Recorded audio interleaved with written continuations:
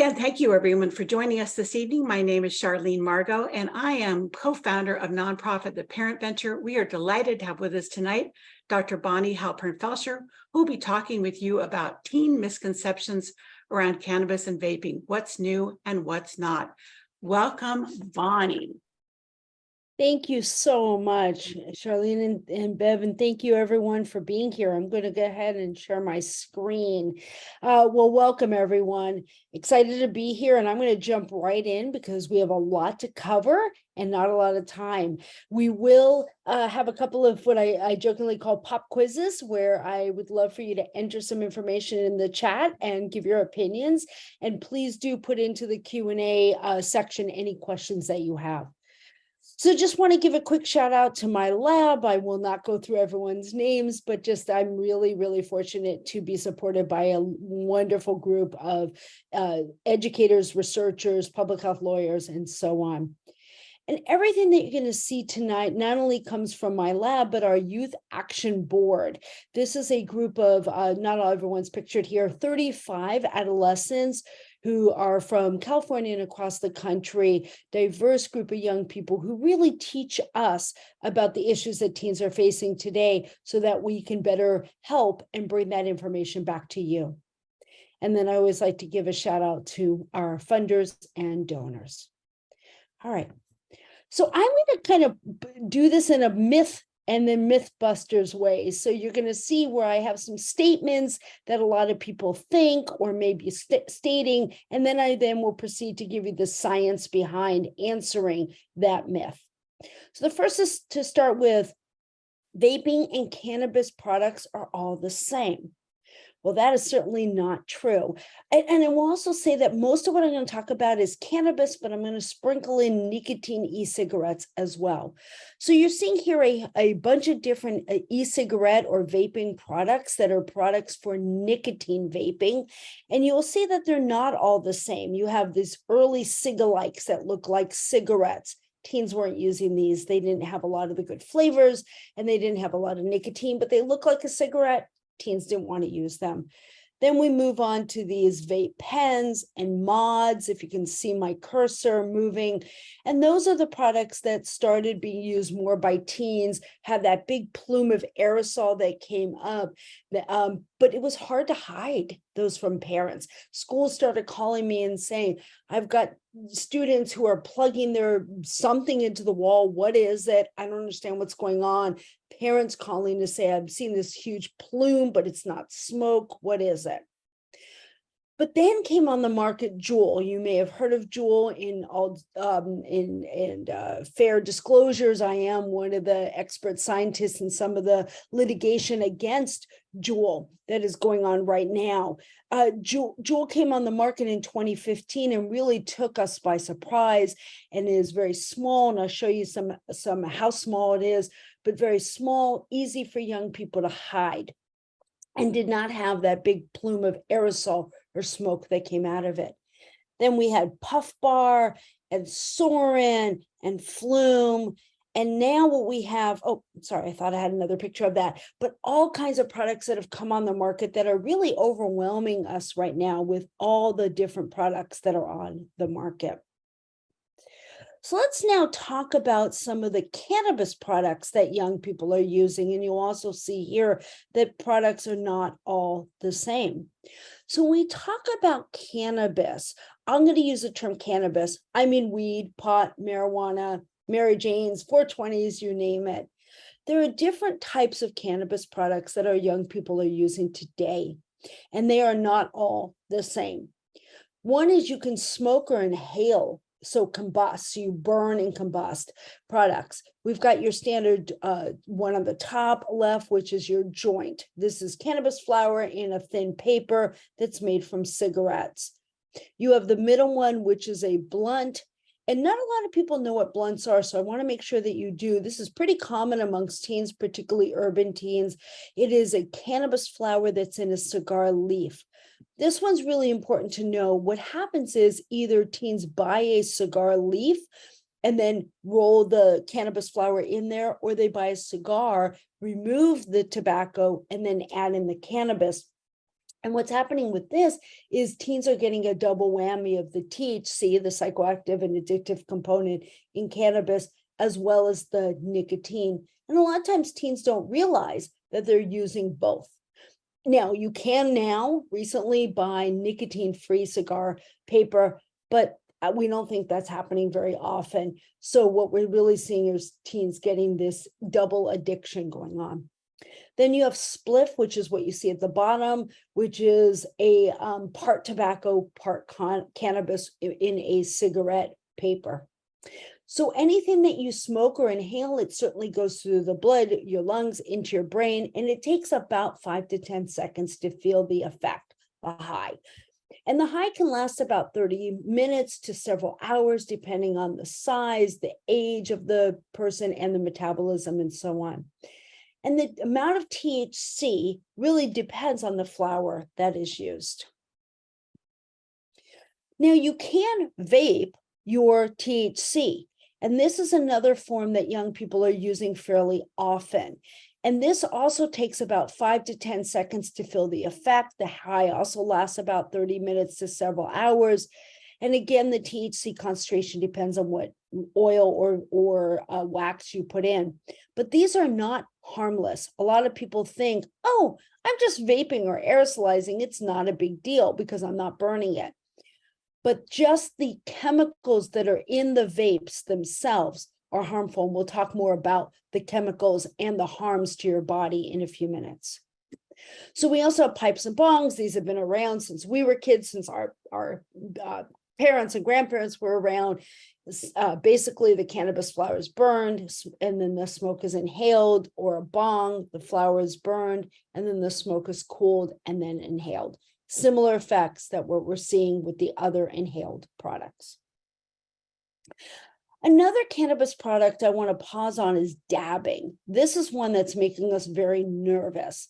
In here, the concentrated THC wax, it's heated, it's highly concentrated, 80% THC concentration. Think about when we were kids, we were looking at about 10 to 15%. These have been grown and reproduced to be highly concentrated. And this dabbing in the form of a THC wax or oil is one of the methods that we're seeing young people wind up in the emergency room because it is so highly concentrated that they're getting sick. Now, I also want to show you other e-cigarette products. Some of these are used as well for vaping. These are the more common new products that we're seeing on the market.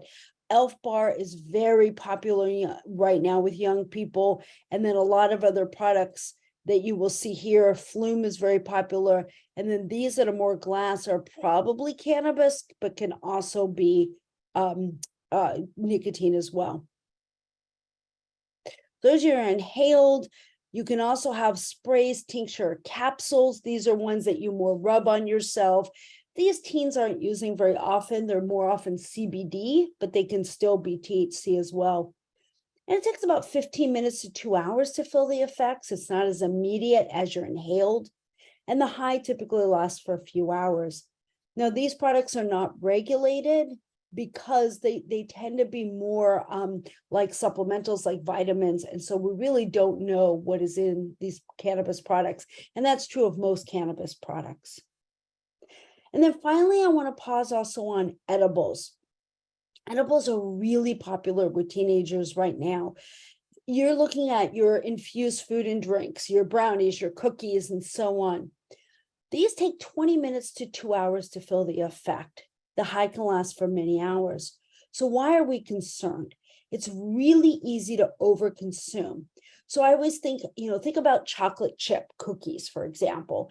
You take chocolate chip cookies, you take cookies, you mix in the chocolate chips. Unless somebody's hand counting, you don't necessarily know how many chips are in each cookie.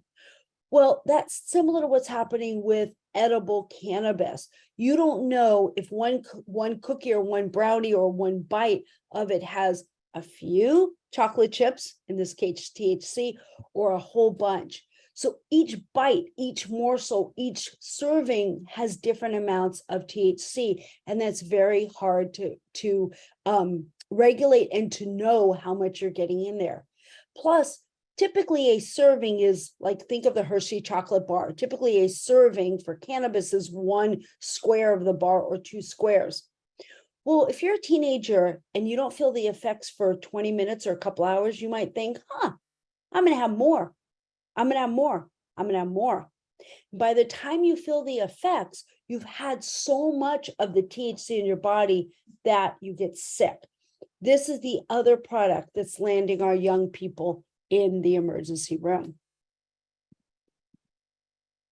So I just want to show you a picture for you parents or anybody out there where you're saying, oh, all these products look alike, or I could pick up on them, or I know what my kids are using. And you're going to see it's very difficult to tell what they are. There's no sound. Just take a look. And I'll play this a couple times. This is a video. On the far right are your cigars, or little cigarillos, little cigars. And on the left are more your vaping products. You can see it's really hard to tell what is a nicotine, which is more the ones on the far left, what is a cannabis, which is the ones more in the middle. But you can interchange these pretty easily. And we know, play it again, we know that teens are using these products interchangeably. And sometimes teenagers are taking a nicotine product, a nicotine vaping product, inhaling maybe half of it, and then adding the THC wax or oil, and then using it, and they're getting that double whammy. So there's a lot of co-use or dual use or poly use of different substances, especially in smoking or vaping. So another myth that we hear young people say a lot is, I have control and I'm not influenced by anybody else. Well, let's talk about the marketing of cannabis and e-cigarettes more broadly to young people, as well as youth of color and LGBTQ youth. So one of the things that we see that's really disturbing is these candied packaging of cannabis products. So you've got something like Sour Patch, which a lot of us have used, maybe, or not used, eaten in our times, but you may not realize that there's also a product called Stony Patch. And these are candy flavored cannabis, like gummies, that young people can get. If you're a parent and you're looking at these on the far right, the Stony Patch, you may not realize that your son or daughter or child is using a cannabis product. You may think that they're having candy. And you could see that you're going to have all kinds of products that you're going to see here that look just like Oreos or look just like Butterfingers, but they are actually weed, pot, cannabis, marijuana. And these are attracting our young people. So let's look at some other flavors that we see in cannabis. And again, these are attracting our young people. And our young people say, I'm not being targeted. You are being targeted.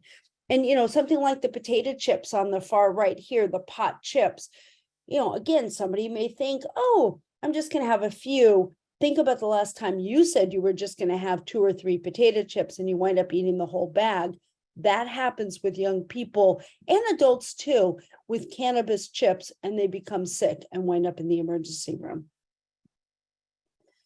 You also have other infusion of flavors like ice cream cake and caramel, and these are being marketed and purposely marketed to our young people. And that's been the other problem.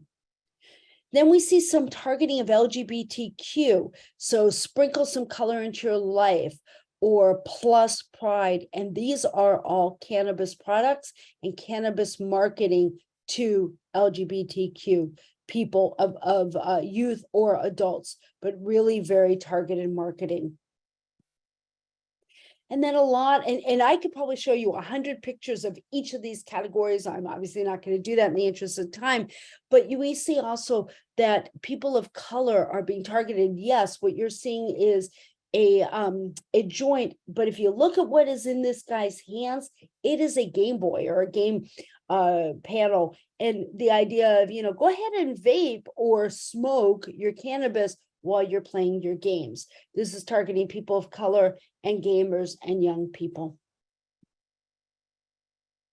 All right, So your first pop quiz, if you would, throw into the chat, how many flavors of e-cigarettes, cannabis or otherwise, cannabis or nicotine, that you think are on the market? Go ahead and throw into the chat. How many do you think in total, not just Juul or Puff Bar or Elf Bar, total of all the e-cigarettes out there, how many flavors do you think there are?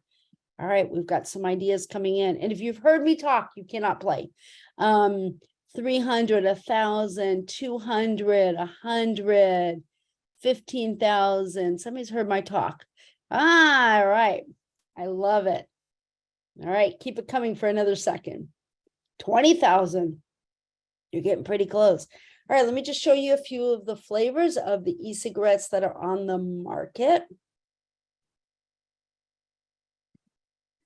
All right, and you're probably saying in your head, it's the problem when I do this through Zoom, I can't hear you, but I bet you said in your head chicken and waffles, because I always hear people say that. And yes, chicken and waffles. All right. Hi, Benita. Yes, you have. All right. So there are over 15,000 flavors of nicotine e-cigarettes on the market, and also a lot of similar flavors of cannabis e-cigarettes on the market and cannabis products overall. And these are targeting our young people. You know, we don't need unicorn poop, sugar booger, honey doodle to help adults quit smoking or for attracting adults. These are attracting our young people. And in a minute, we're going to talk about brain influences and why it's so important that we don't attract young people because we're worried about addiction. All right, so another myth, cannabis has been around forever and it's not addictive. I don't have to worry about it. It's just my grandma's cannabis. It's not a problem. All right. Well, that is not true.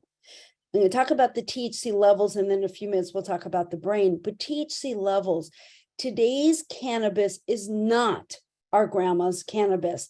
And if some of you may have used cannabis, and I'm not judging you. I'm not judging anybody for using. But what we use today, or what you may be using, it's not somebody who's ever used these products, but I talk to young people about it a lot. Whether you've used them or not, when teens are aware that a lot of people our age, parents' age, have used nicotine, or in this case, cannabis, and they say, oh, it's not a big deal. You used it when you were my age. Right now, one joint today is worth about 10 joints when I was a kid. All right. Today's THC concentration, the amount of THC is at least 10 times higher than what we had in the 70s and 60s. So it's also very difficult to know how much is being consumed, because even in states like California, where it's legal, it's not necessarily regulated and kept track of. So even if you get a package from a cannabis shop, you may not know exactly how much is in there. So it's very, very difficult to know. So it's important when you talk to your children to say, look, whether you used or not, but it is not the same as when I was your age. The THC concentration is so much stronger now, and that's important for us to talk to our young people. And we'll talk about brains a little more.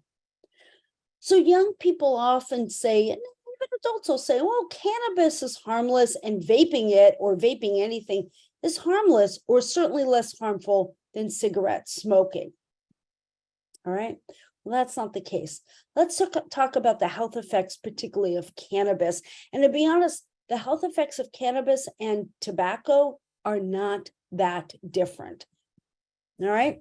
So our body on cannabis, we'll see that you can alter your brain. And we'll talk a little bit more about brains and brain development in a minute. Lungs and lung damage, and we'll talk about that more. Heart, your heart beats faster when you're on drugs. When you're on cannabis, you have poor muscle coordination. You might be imbalanced, you might fall, and then increased appetite, nausea, and vomiting. And we'll talk about that more. All right. So you want to pop in the chat if you know at what age your brain continues to develop till, or at what age roughly is your brain done developing? Why don't you pop in that into the chat? All right, you guys know it. It's about 25, 26. Very nice. Very nice. All right, so your brain continues to develop until you're about 25, 26, and it starts in the back of the brain, our development, which is your physical coordination, and also your amygdala, which is responsible for emotion. So when we'd say, oh gosh, our kids are so emotional as adolescents. Yeah, they are. That is very true. And as you go through, then it continues to develop from the back to the front. So the last part of our brain to develop is what's called the frontal cortex in blue, or the frontal lobe, or the prefrontal cortex. That is the part of the brain that's responsible for executive functioning, thinking, in advanced decision-making, and planning. So that is the part that develops last. So why is this important when we talk about addiction to nicotine or THC or anything? Here's how to think about it. During adolescence, we overproduce the communication, the synapses across our brain, across our neurons. We overproduce and we overstimulate what's going on in our brain. And then what your brain's doing is it's looking to see, what do I like? And if I like something and I've got a receptor, or the communication part of the brain, if I like it, then I'm going to keep that part of the brain. So I liken this to I grew up in LA freeway system. So you've got here a whole bunch of roads, a whole bunch of freeway off ramps and on ramps, and it's very crowded. And this is what's happening during adolescence and into your very young adult, overproducing these neuronal connections, and your brain is going all over the place and buzzing. So you can go from A to Z, but you're doing a little crowded, a little slower. Now, I often talk to teens, and when you talk to your children, this is why kids are so creative. This is why they can think in so many different directions, why so much that they're thinking about is wonderful. So I don't want to make it seem like an adolescent is stupid or their brains aren't good. No, it's the opposite, but they may be a little clogged. All right. Now, what's happening during this time is your brains are looking for what to keep on here. What neuronal connections should I keep? Should I not keep? Well, we are born with all these receptors. We're born with the ability to become addicted. We're born with all kinds of connections. If we don't reinforce them, then that connection goes away. So basically, you prune, if you've heard that, prune away the connections that you don't need. So your brain is more efficient, faster, less crowded. You get from A to Z faster. And then we myelinate over, kind of sheathing, or thinking like a new covering to the freeway, to make everything work faster. Well, your brain is looking for what you don't need. You're born with the nicotine receptor. You're born with the dopamine receptors for THC. If you don't introduce nicotine or THC into your bodies in adolescence or young adult, your body and brain say, oh, I don't need this receptor. I'm going to prune it away. But if I need it, I'm going to keep it. So if I introduce nicotine, then I keep that part of that brain. And now I want to be filled with more nicotine or more THC. And that's what leads to addiction. If we can get teens to delay as long as we can, and ideally not use at all, but delay, then we're less likely to have a young person become addicted. All right, that's the whole point. And the THC, the cannabis companies and the nicotine companies know that's why they target young people with the marketing I was showing you. Because if I can get you addicted to a product today, now, then I've got you addicted for life. And that's why it's so incredibly important to keep young people away and talk to young people. Your brains are developing. That's really cool. But because they're developing, we need to keep your brains free of any drugs. So what else is happening with cannabis in the brain? Addiction, I mentioned. Impaired learning, memory, attention, impulse control, and decision-making if you're using cannabis. Lower academic performance. Some people will call it the stupid drug, which I don't like to call it that, but this idea that you lose IQ points, it's harder to concentrate, you don't do as well as school, you're losing some of that ability. Sleep. Some people think, oh, sleep, cannabis will help me sleep. No, it makes sleeping harder. And of course, how much these things are affected depends on how much cannabis you're using. lungs. We also know that vaping and smoking anything influences the lungs. It can irritate and inflame the airways, destroys the air sacs of the lungs, and makes it harder for you to have a response, an immune response to infection.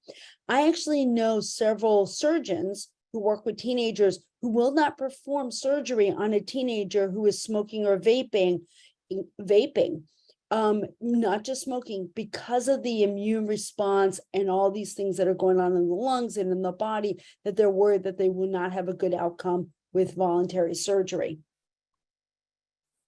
We also know that the flavors, all those flavors that I just showed you, they themselves are harmful. So if you have a child who says, "Oh, mom, oh, dad, I'm just vaping flavors. There's no nicotine, there's no THC, it's just flavors." The flavors themselves are harmful. There's something called GRAS by the federal government, generally recognized as safe for oral, not inhalation. So I can heat gummy bears, or I can heat butter or T-bone steak or cinnamon or vanilla to a very high temperature, several hundred degrees, and then eat it. But if I heat it and then inhale the resulting aerosol, that's where we're worried about lung lesions. So if you like buttery popcorn and you microwave it, which I'm not telling you not to do, I love doing that, it's fine. But if you do that a lot and are inhaling the butter, the diacetyl, you over and over and over again, you could get some lung damage. And that's what we're seeing with young people. And we know with cannabis and the respiration and the lungs, you can have cough, phlegm, potentially lung illness and infection. We don't know as much about immune cells or lung cancer, but there's a lot of concern, especially if you are burning something in the form of a cigarette or a joint. And we know that the smoke from marijuana is a biomass combustion that has over 1,000 chemicals, including fine particles. So again, even if it's not the marijuana itself, it's just the particles. And in a vape, you also, or an e-cigarette, you also have plastic and metal, tiny pieces that you're inhaling deep into your lungs. So this damages the respiratory system. And then blunts, as I mentioned before, you're getting that double whammy of both nicotine and THC. And vaping is not harmless. So you may have heard of something called EVALI. This is e-cigarette or vaping product use associated lung illness. These are the lungs of somebody with EVALI in the middle. The left are the healthy lungs. We saw EVALI a lot in 2019 and very early in 2020. The Centers for Disease Control, CDC, put on record of almost 3,000 cases of EVALI, resulting in 68 deaths across 29 states. And what we found, and what the CDC found, is that THC seemed to be the problem, that vaping THC, particularly the vitamin E acetate in it, it was not the THC itself, it was the vitamin E acetate, the oily substance that's put in there in the vaping product to allow it to go through the body and into your brain, but it goes through the lungs and clogs your lungs. Now, unfortunately, the CDC stopped collecting data in 2020. Granted, we had the pandemic, but a lot of people I talked to, doctors in emergency rooms, pulmonary lung doctors, are saying they're still seeing EVALI and seeing it a lot. So something to be concerned of. And we also know that there's a relationship between smoking, vaping, and COVID-19. Your lungs are weakened from breathing in smoke or aerosol. The novel coronavirus, the virus responsible for COVID, attacks the lungs. So it stands to reason that if you have weakened lungs, that you're at greater risk for more severe infection. We published a paper that also suggested that just smoking or vaping increases the likelihood of young people getting COVID at all. Why? May not be the lungs, it may be sharing. We know young people use vaping and smoking anything, cannabis, nicotine, anything, as a social event at first, and then they become addicted, but as a social event. So if you're together and you're sharing your vaping product, you're more likely to give each other COVID. We also know that cannabis causes, there's something called cannabis hyperemesis syndrome, vomiting and abdominal pain from long-term use. And we do know that the symptoms go away if somebody stopped using, but unfortunately, it can resume if you continue using cannabis. And this is another cause of young people winding up in the hospital. Mental health. We know, you've heard this many times, the young people who are using cannabis, particularly in their teens and very young 20s, are more likely to have mental health issues, hallucinations, depression, and then psychosis. And there's somebody who gave a talk for us a couple years ago from the United Kingdom, who is a psychiatrist, who thinks that cannabis is a cause of psychosis amongst those who are high risk. There's also suicidality. Young people who are using cannabis are at significantly higher risk of suicidal ideation and even attempts. The directionality isn't clear, whether it's cannabis causing suicidality or depressed young people more likely to use cannabis. We think it's both, but certainly a risk there. And then lots of other health effects that I'm sure you know about, red eyes and dry mouth and so on, that we are concerned about with young people. All right. So what about harm to others? A lot of young people say, oh, it's just my body. I'm not harming anyone else. Well, you are. We know that cannabis in secondhand smoke, so the plume or the smoke that goes out to other people does contain chemicals, cadmium, chromium, benzene, lots of other chemicals are in there. We know that there are harmful effects of these chemicals that affect the cardiovascular system, the heart and lungs, and that young people who are exposed to cannabis, even if they're not using themselves, they're around parents. We see this in Colorado, for example, have detectable levels of THC in their bodies. We know that young people who are exposed to cannabis or really smoking anything have problems with asthma, breathing issues, ear infections, and so on.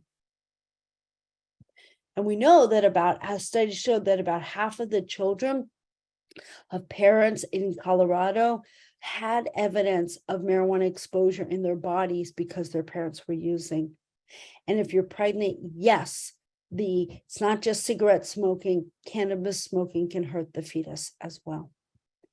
There's also something called third-hand effects. So you smoke or vape anything, and it not only hurts the people around you directly, but by the aerosol or the smoke, but the smoke mixes with the other chemicals in the air, falls to your carpets, your draperies, your couches, and so on. And pets and little kids can actually get some poisoning, not as die, but get sick from crawling around and inhaling or eating some of that's fallen to the ground. And I often like to talk about the implications for multi-housing units. If you're living in an apartment, a multi-housing unit, and you're using or your kids are using these products, the smoke or aerosol does seep into other apartments and the halls, through the windows, and so on.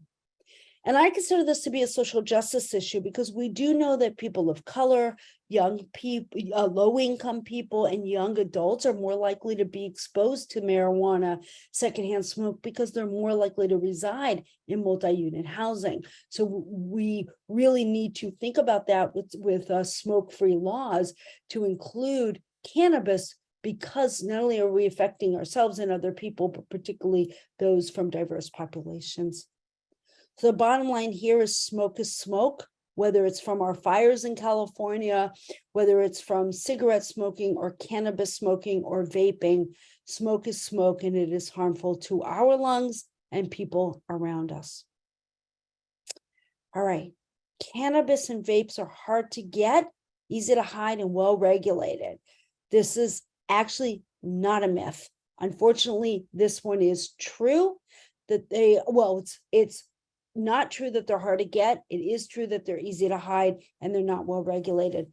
Just really quickly, I know we're running out of time, pop in the chat. How many e-cigarettes do you think you see? Anybody want to give that a guess?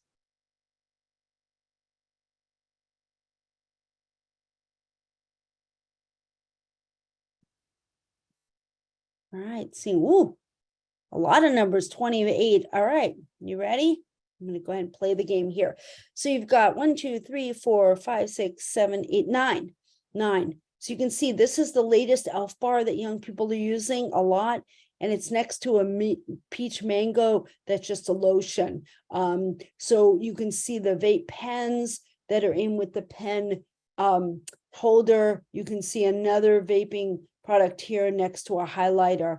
And the reason why I show this is to show how incredibly easy it is to hide these products from you as parents.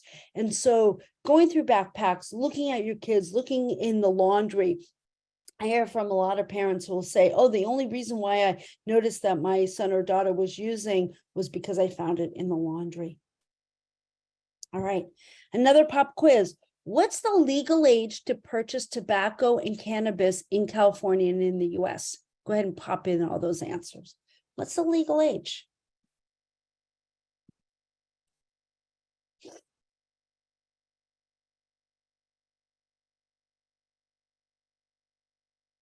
All right, how about tobacco? What do you think is the legal age for tobacco? It's pretty good. More of you are getting it right than I get a lot. It's 21 for both cannabis and tobacco. So in terms of tobacco, California went tobacco 21, it's called, in 2016. Tobacco 21, meaning you have to be 21 to purchase, really to be sold it, happened across the country in December of 2019. And then states that have legalized cannabis have put it to age 21. That's important for you to know. Why? When you see signs like this, local discounts and student discounts, the majority of students in our country and in California are under 21 or under 22. You graduate college generally at age 22, unless you're crazy like me to go on for years and years and years and never leave school. Most people, when you say a student or a student discount, are going to be under 21. This is attracting our kids. It is unfortunately very easy to go into a vape shop or a cannabis shop and be able to get these products, even though they are illegal. One of the things that I ask parents to keep an eye out is this. You can report shops to your city council, your county council, to the FDA and other authorities if you are finding out that your young people are getting products. We found out in San Mateo that there was a vape shop selling to a 17-year-old and to 20-year-olds. So please do pay attention to this. All right, so in summary, we're going to end on time. Look at that. Have time for questions. A summary and then what you can do. So in summary, we've got a perfect storm to addict our young people. We've got very stealth and youth-focused products and youth-focused packaging. Remember, those gummies and those candied products that are out there. We have very high THC levels, and young people don't understand that. We have flavors. Flavors mask the harsh taste, by the way, that we see in smoking anything. So flavors, and teens say, oh, if it's flavored, it probably smells good, tastes good, and is good. And I say to parents, look, if your kid's room smells like strawberries, mangoes, and blueberries, it's probably not fruit salad. I'd be suspicious that they're using some form of a product. The packaging and the ads are attracting our young people, but these are harmful. They're very harmful to our young people. So how can we help? All right, some overall recommendations. Talk. Most important, talk to your children about cannabis, about tobacco. Talk about smoking, talk about vaping, ... anything. We published a study, and I'm always happy to send you publications. If you email me, I'll give you my email at the end. But we talked to young people about this. And we did a study where we asked about the dangers of cannabis versus e-cigarettes versus cigarettes. And the teenagers said, well, you, not me, you, all you, don't talk about the dangers of cannabis or e-cigarettes, so it must be okay. We have to talk and have honest conversations. Also, talk with a healthcare provider about ways that you can help quit tobacco, or it should be cannabis as well, or cannabis. In the state of California, we have sensitive service laws. As a parent, we all want our kids to tell us everything. But in reality, mostly we want them to get help. Young people can get help for substance use and misuse in California from 12 years old or up without parental consent. Again, I know you'd like to know and give consent, but let's just encourage young people to go get help. You can also talk to your healthcare provider and try to get help for your child. You can contact the local county public health departments and get local resources for youth. ATOD is alcohol, tobacco, and other drug use. So try to get and reach out to that. Start the conversation. It's not a lecture. It's not, I had a friend who would say, I'm going to schedule a lecture on June 13th to talk about, no, don't do that. Go home and say, or some of you may already be home, and maybe you have your child listening, which is fantastic. But go say, you know what, I just went to a talk and I heard about vaping. I heard about smoking. What do you know about this? What have you heard? And find out what they've heard. And you may not get to the bottom of whether or not they're using tonight. And that might not be the most important goal. The goal is to have the conversation. When you have a non-judgmental conversation with young people, you're more likely to get them to open up. I would tell my kids, they're now adults, but I would tell them, look, if you're using or smoking or drinking or whatever, look, I'm hoping you're not, but I'm not going to be mad. I want to get you help. I want to have a conversation with you. I want to hear your side. I want to understand what you know, so that way we can decide how to be safe in everything that we're doing. Use the right words. I say cannabis, don't use cannabis. Kids will say, what? Marijuana, weed. I use pot sometimes, and my young adult kid says, Mom, you're old. It's not pot, it's weed. So that just have that conversation. Look for behavioral indicators, change in clothing, depression, withdrawal, moodiness, irritability. And I mean beyond just typical adolescence, sudden changes in clothing, behavior, or health. They suddenly leave the dinner table to go upstairs in the bath and go to their room, and they're doing this every day at 6:15. Maybe they're taking a hit because they're addicted. Look for coughing, trouble breathing, headaches. I know we're in COVID time, but also be aware of EVALI. If your kid is coughing a lot or having trouble breathing, get them to the emergency room or to a doctor right away, because now's not the time to have a lecture. Now's the time to get them the help that they may need if they're suffering.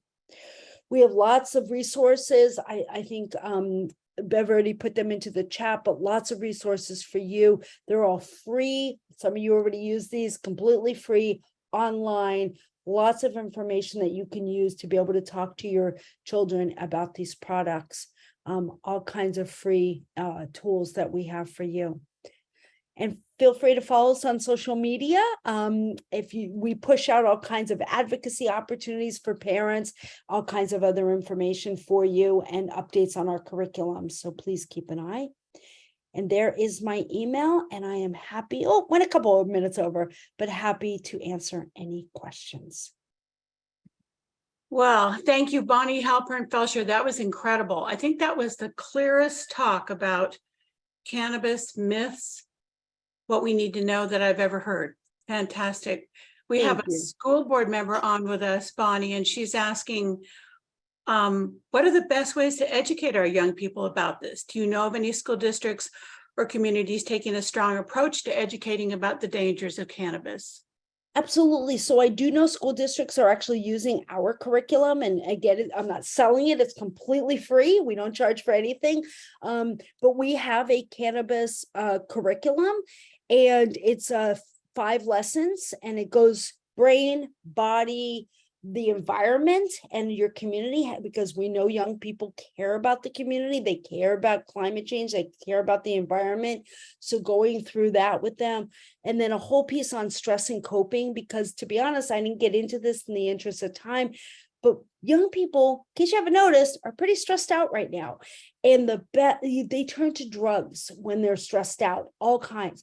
So try to help them with stress and coping. We have that curriculum. And then we have marketing. So talk to them, and we definitely encourage, and we do free trainings on our curriculums. So we're happy to come out and help school districts to use our curriculums. Thank you. Really good to know. So, Dr. Halpern-Felsher, what about, as you mentioned, the mental health problem, the kids that say, I am anxious, I'm depressed, weed is the only thing that helps me. What do we do for those kids? Yeah, absolutely. It's a good question, and it's hard. It is hard to know what to do with young people right now.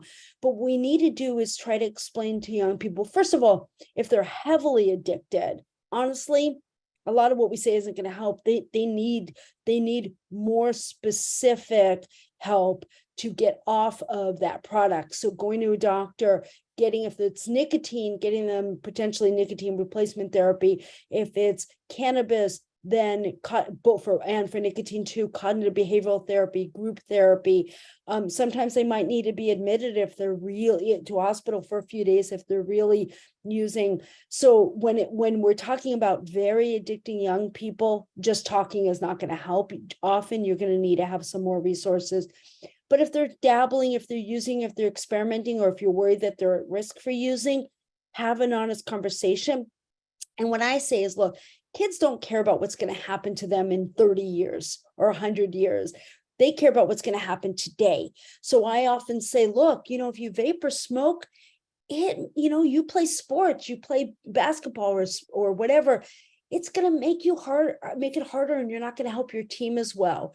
Or, you're really, really creative, and you may think that's helping you be more creative, but in reality, it's not. What's really happening is you're hijacking your brain to think that you're having fun, to think that you're being creative, but in reality, you're not. Let's work together to try to figure out other ways to be more creative, other ways to reduce stress. You want to go to Zumba, you want to go take a walk, you want to go get some ice cream, whatever it is that your young people, and it's finding that, and it's not easy all the time. What is it that makes them happy so that they're not turning to drugs?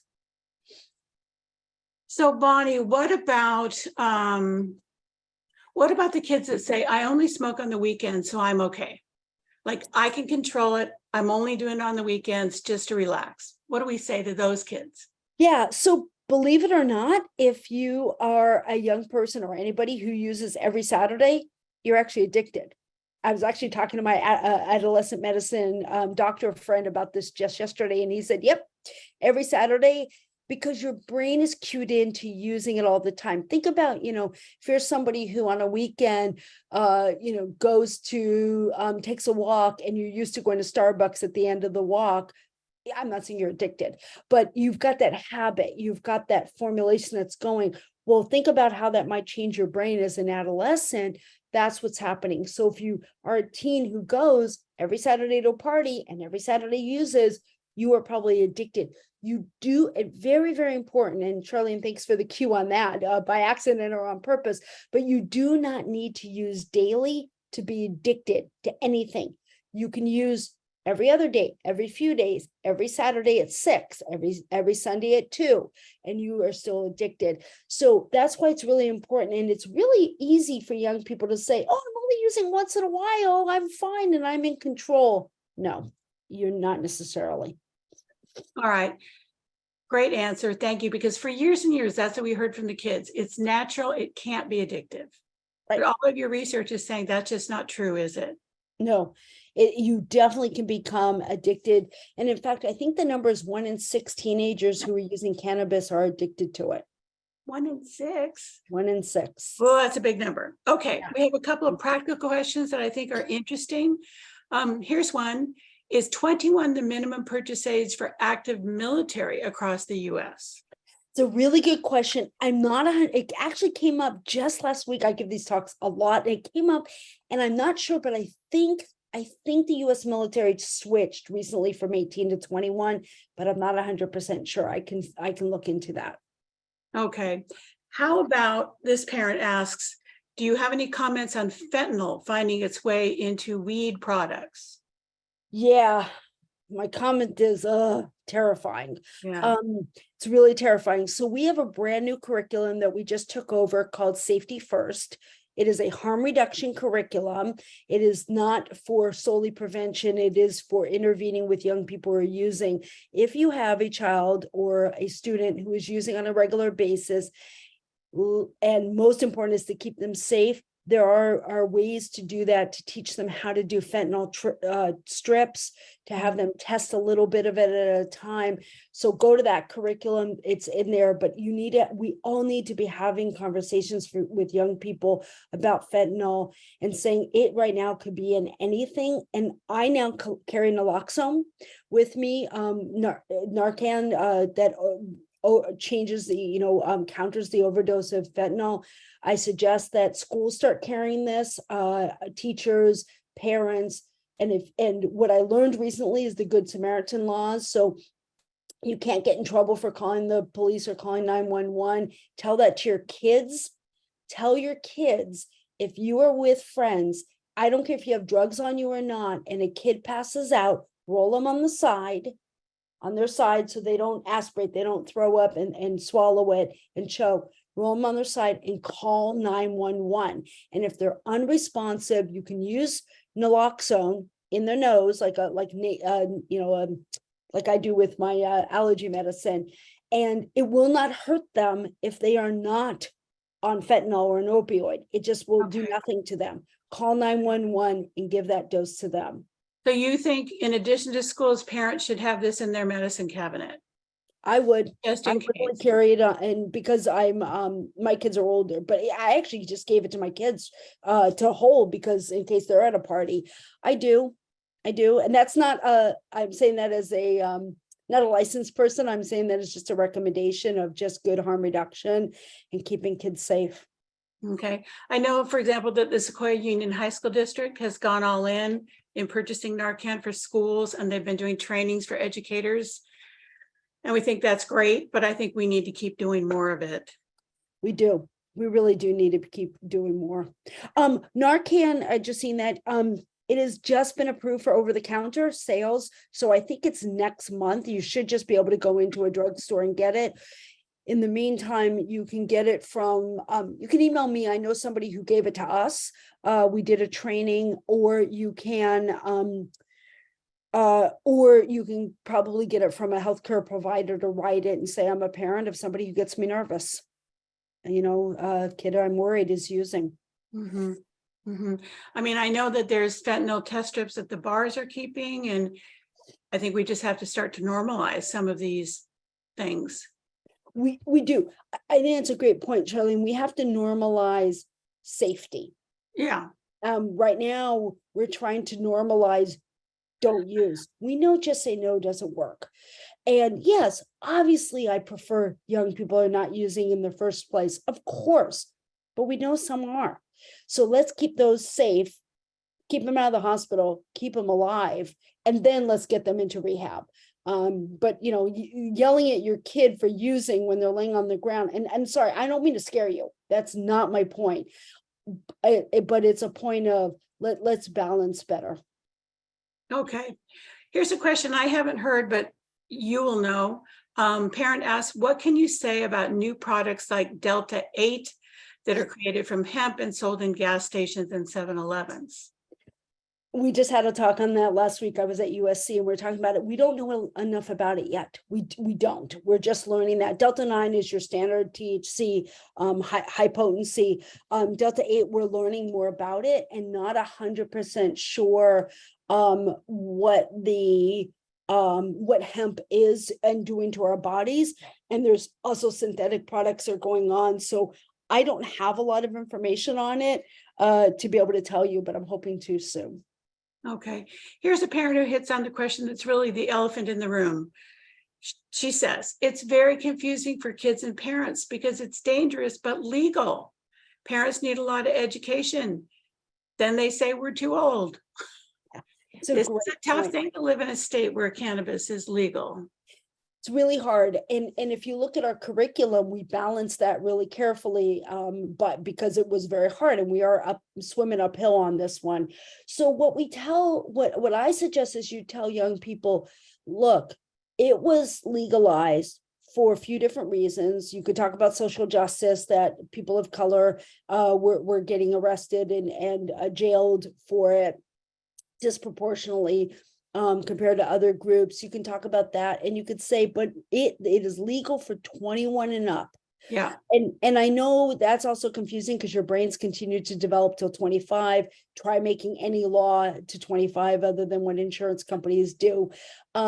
So 21 is the law, and you could say it's because your brain, and sweetie, I'm really worried that if you use anything under 21 or really under 25, that you're changing your brain, and you have a cool brain, and I want you to keep it going and keep your brain healthy. So, and if you are somebody who's using cannabis at home, suggest not using it near your kids. But if you are, or they find out, kids are smarter than you realize, they find out, then say, look, I'm an adult, and I'm not saying like do what I say, not what I do, but my brains are fully developed right now, and it is something that I could do safely. It is not something that you could do safely, but it is hard to have that conversation in a state where it's legal and advertised everywhere.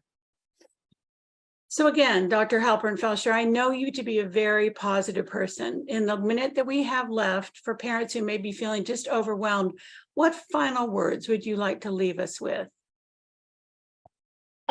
Yeah, I will.